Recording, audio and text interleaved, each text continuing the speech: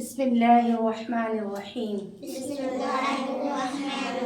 आज हम लोग पढ़ेंगे मीम साकिन के कायदे। क्या पढ़ेंगे? मीम साकिन के कायदे। मीम साकिन के कायदे।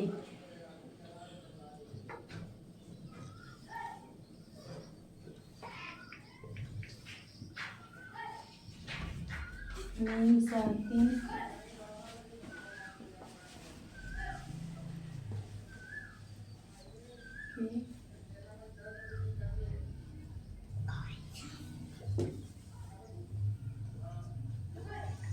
कायदे। देखिए, मीम साकिन का सबसे पहले, मीम साकिन में 3 कायदे होते हैं, ठीक है। तो सबसे पहले हम लोग पढ़ेंगे इजहारे शफवी। क्या पढ़ेंगे? इजहारे शफवी। अब हम लोग पढ़ेंगे क्या कि इजहारे शफवी कहते किसे हैं। देखिए, पहले हम लोग क्या पढ़ेंगे? इजहारे शफवी। इजहारे शफवी।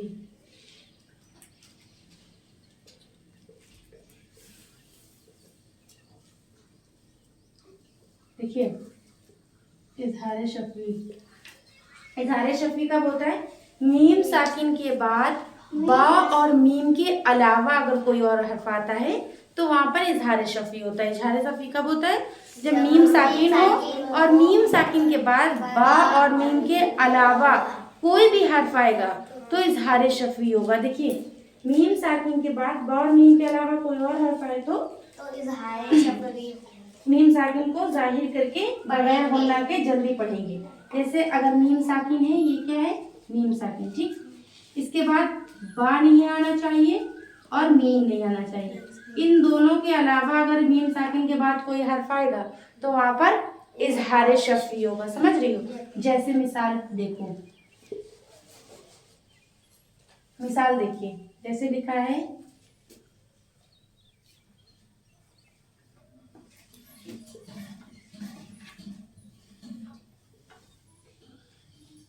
ये क्या लिखा है? अलम तरा लिखा है।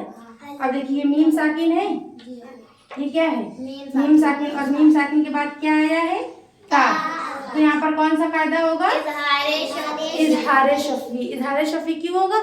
देखिए, मीम साकिन के बाद बा और मीम के अलावा क्या आया है? ता आया है। तो यहाँ पर कौन सा कायदा होगा? इजहारे शफवी।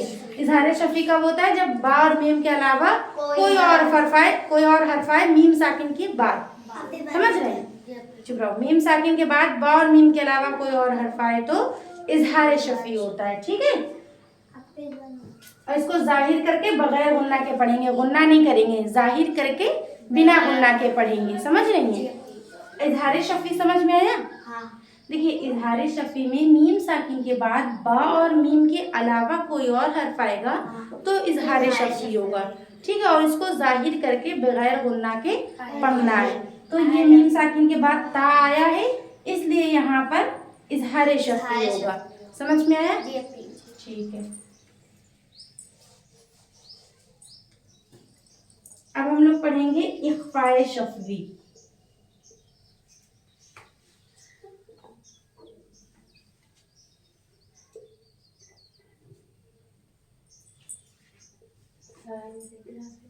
इख्फाए शफवी क्या पढ़ेंगे? इख्फाए शफवी। इख्फाए शफवी। इख्फाए शफवी कब होता है? जब मीम साकिन के बाद बा आए। इख्फाए शफवी कब होता है?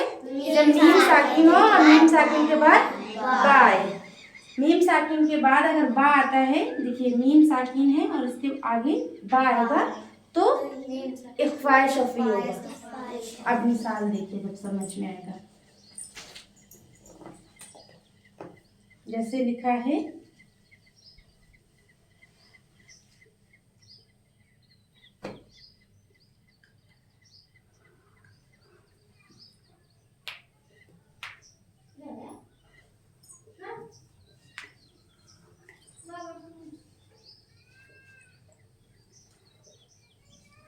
वतक़कुम बिही।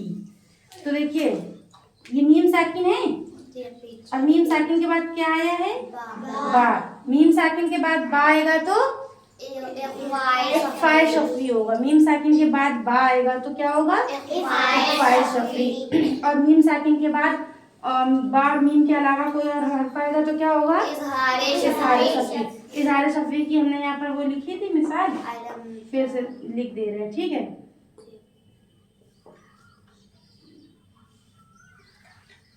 अलम तरा, यहाँ मीम साकिन के बाद क्या आया है?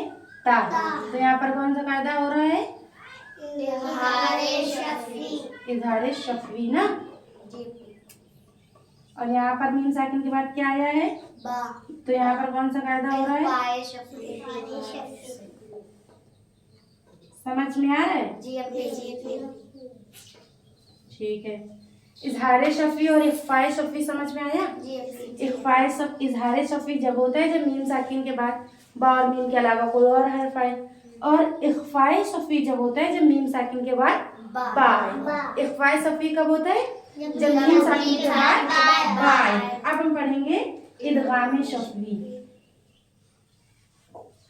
ये इरेज कर दे रहे, ठीक है। अब हम पढ़ेंगे इदगाम शफवी।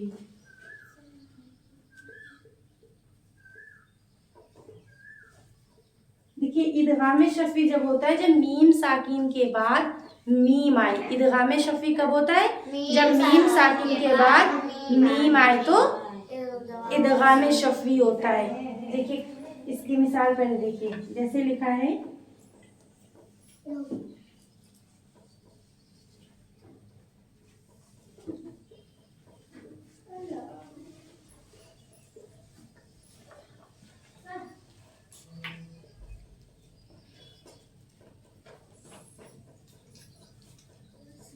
क्या लिखा है?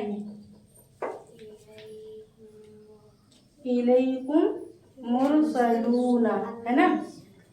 ये मीम साकिन है, ये क्या है? आवाज। और मीम साकिन के बाद क्या आया है? तो यहाँ पर कौन सा कायदा होगा? इदगाम शफवी। इदगाम शफवी कब होता है? मीम साकिन के बाद मीम आए तो इदगाम शफवी। हाँ, मीम साकिन के बाद मीम आए तो इदगाम शफवी होता है। देखिए इज़हारे शफवी मीम साकिन के बाद बा और मीम के अलावा कोई और हर्फ आएगा तो इज़हारे शफवी। और इख्फाए शफवी मीम साकिन के बाद बा आएगा तो इख्फाए शफवी होगा। इदगाम शफवी मीम साकिन के बाद मीम आएगा तो इदगाम शफवी होगा। समझ में आया? ठीक है।